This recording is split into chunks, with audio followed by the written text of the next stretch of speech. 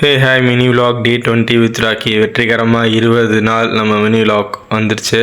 So இன்றைக்கி வந்து கொலு வைக்கிறதோட வேலைகள் தான் பார்க்க போகிறோம். இன்றைக்கி சண்டே. ஸோ மார்னிங்கே கொஞ்சம் லேட்டாக எழுந்திரிச்சிட்டு உடம்பு ஹைட்ரேட் பண்ணுறதுக்காக இளநீ கடைக்கு போயிருந்தேன்.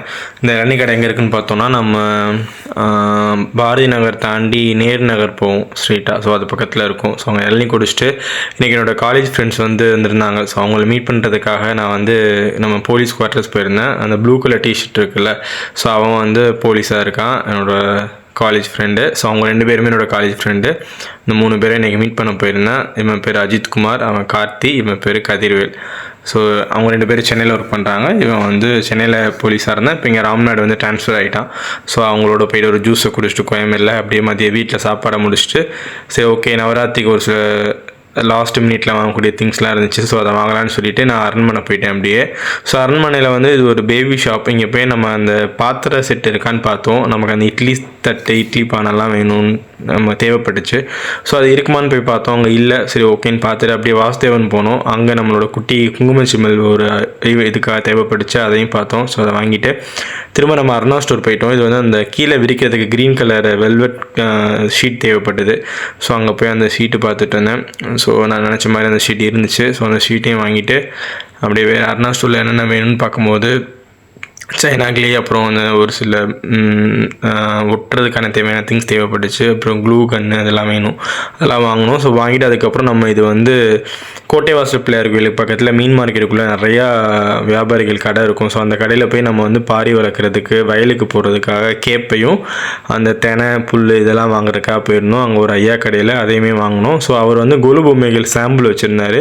ஸோ அவராக பேசும்போது தான் கொலு பொம்மை நம்மகிட்டே நல்லா கம்மியான ரேட்டில் இருக்கும், எல்லா இடத்தையும் விட இங்கே கம்மியாக இருக்கும், வந்து பாருங்கள் அப்படின்னு சொன்னார். சரி ஓகே நம்ம ஆல்ரெடி வாங்கிட்டாலும் சும்மா ஜஸ்ட் போய் பார்க்கலான்னு சொல்லிட்டு போனோம். ஸோ அவர் கூட்டிகிட்டு போன இடம் தான் இந்த இடம். இது அவரோட ஸ்டோர் ரூம் மாதிரி இருந்துச்சு, குடோன் மாதிரி. ஸோ அங்கே போய் பார்த்தா அவ்வளோ பொம்மை, எனக்கு ரொம்பவே ஆச்சரியம். ஏன்னா நான் இத்தனை வருஷம் ராம்நாட்டில் வாங்கியிருக்கேன், எல்லாம் பண்ணியிருக்கேன். பட் இவர்கிட்ட இப்படி ஒரு பொம்மை கடை இருக்கும்னு நான் சத்தியமாக எதிர்பார்க்கல. உள்ளே போனால் எல்லாம் ரொம்ப பழமையான பொம்மைகள் நிறையா இருந்துச்சு. ஸோ ரேட்டுமே வந்து ரொம்பவே கம்மி. மதுரையை கம்பேர் பண்ணும்போதும் கூட இங்கே ரொம்ப கம்மி. செட்டு பொம்மை இங்கே நிறையா இருக்குது. ஸோ அவருக்கு அந்த வச்சு அட்ராக்டிவாக இல்லாதனால நமக்கு தெரியலை. பட் பொம்மைகள் வந்து நல்லாவே நிறையா நல்ல பொம்மைகள் இருக்குது. ஸோ ரேட்டுமே நல்லா கம்மி பண்ணி தான் கொடுத்தாரு. ஸோ போனதுக்கு நான் சும்மா பார்க்க போனேன். நானே வந்து ஒரு 2-3 செட்டு பொம்மைகள்லாம் வாங்கினேன். ஸோ எனக்கு ரொம்ப திருப்தியாக இருந்துச்சு. ஸோ எல்லாமே நல்லா இருந்துச்சு. அதான் அவர்கிட்ட கொஞ்சம் சஜஷனும் சொல்லிட்டு வந்து இதெல்லாம் இந்த மாதிரி பண்ணுங்கன்னு. அவரும் அந்த ஐடியாவில் தான் இருந்தார். ஸோ நெக்ஸ்ட் கோலுக்கு அவர் நல்லா பண்ணுவாருங்க நம்பிக்கையோடு அவர்கிட்ட வாங்கிட்டு சப்போர்ட் பண்ணிட்டு வெளியில் வந்தோம். ஸோ அருணா ஸ்டோர் பக்கத்தில் ஒரு விவி டெக்கர்னு ஒரு கடை இருந்துச்சு. ஸோ அங்கே போய் நம்ம அந்த தோரணங்கள்லாம் கொஞ்சம் பார்த்தோம். அங்கே அந்த தோரணம்லாம் நிறையாவே இருந்துச்சு. ஸோ ஆல்ரெடி அருணா ஸ்டோர்லேயே நம்ம வாங்கியிருந்தோம். ஸோ இருந்தாலும் இந்த ஒரு தோரணம் லாஸ்ட் மினிட்டில் தேவைப்பட்டுச்சு. ஸோ அந்த தோரணத்தையும் அந்த கடையில் வாங்கிட்டு அடுத்து நமக்கு வெத்தலை வேணும் 10 நாளும் சாமி கும்பிட. ஸோ வெத்தலையை வந்து வாங்கி ஸ்டாக் வச்சுக்கலாம்னு சொல்லிட்டு கோட்டைவாசல் கோயிலுக்கு நிறைய வெத்தலை வாங்கிட்டு வீட்டுக்கு வந்தாச்சு. ஸோ வீட்டுக்கு வந்ததுக்கப்புறம் கலசம் வைக்கணும் ஈவினிங். ஸோ அதுக்காக அந்த கலச செம்பில் வந்து நம்ம வந்து நூல் சுற்றணும். அது ஏன் சுற்றுறோம் அப்படின்னா கலசங்க வந்து தெய்வம் அதில் தான் குடியிருக்கும். ஸோ அந்த பானை தான் அதோட உடல். இந்த நூல் வந்து நரம்பு, தெய்வத்தோட நரம்பு. இந்த மாவேலை வந்து அதோட கைகள். அதுக்கப்புறம் அதில் வைக்கக்கூடிய தேங்காய் வந்து அந்த சுவாமியோட முகம். ஸோ அந்த மாதிரி தான் நம்ம உருவகப்படுத்தி செய்வோம். அதுக்கான அந்த நூலை வந்து கலசத்தில் சுற்றிட்டு மாவேலை நம்ம வீட்டில் மாடியில் இருக்குல்ல, ஸோ மாடியில் போய் மாவேலை நல்ல இலையாக என்ன இருக்குன்னு சொல்லிட்டு பார்த்து அதெல்லாம் எடுத்து க்ளீன் பண்ணி கலசமும் சூப்பராக ரெடி பண்ணி அம்பாலோட முகத்தையும் வச்சு நகையும் போட்டு மாலையும் போட்டு பூ வச்சதுக்கப்புறம் உடம்பே புல் அரிச்சிருச்சு. ஸோ ஒரு வருஷம் இல்லாமல் இந்த வருஷம் அம்பாள் சூப்பராக அமைஞ்ச மாதிரி இருந்தது. ஸோ நல்லபடியாக அம்பாளுக்கு வந்து அந்த அர்ச்சனை செஞ்சு பூஜைகள்லாம் பண்ணிவிட்டு அம்பாலை வந்து ஆவாகனம் பண்ணியாச்சு. அந்த கலசத்தில் முதல் வேலையாக அமாவாசை திதியில் இதெல்லாம் சிறப்பாக பண்ணிவிட்டு அம்பாளுக்கு வந்து தூப தீபங்கள் காட்டிட்டு கற்பூர ஆரத்தையும் காட்டிட்டு ஒவ்வொரு வருஷமும் எங்கள் வீட்டில் வந்து நிரந்தரமாக அந்த அம்பாள் வந்து இருக்கணும், நல்லபடியாக எங்களோட கொலு வந்து நடக்கணும், எந்த விக்னங்கள் இல்லாமல் இருக்கணும்னு விநாயகர் பெருமானை வேண்டிட்டு அந்த கலச பூஜையை முடிச்சாச்சு. சிறப்பாக முடிச்சுட்டு எப்போவுமே அம்மா கையால் தான் அந்த கலசத்தை வந்து நான் வந்து சாமி ரூம்லேருந்து கொண்டு போய் கொலு படியில் வந்து வைக்கிறது வழக்கம். ஸோ எங்கள் வீட்டு மகாலட்சுமியான எங்கள் அம்மா கையில் இந்த கொலு ரூப பீட வாஷிங்கும் கலசத்தையும் கொடுத்து அம்மா வந்து அதை கொண்டு வந்தாங்க. ஸோ ரொம்பவே ஒரு பிளஸ்ஃபுல்லான ஒரு மொமெண்ட் இது. ஸோ அதை பார்த்து பொறுமையாக நல்ல பக்தி ஸ்ரத்தையோட அந்த கலசத்தை கொண்டு போய் அப்படியே அந்த படியில் வைக்கிறதுக்கான போனோம்.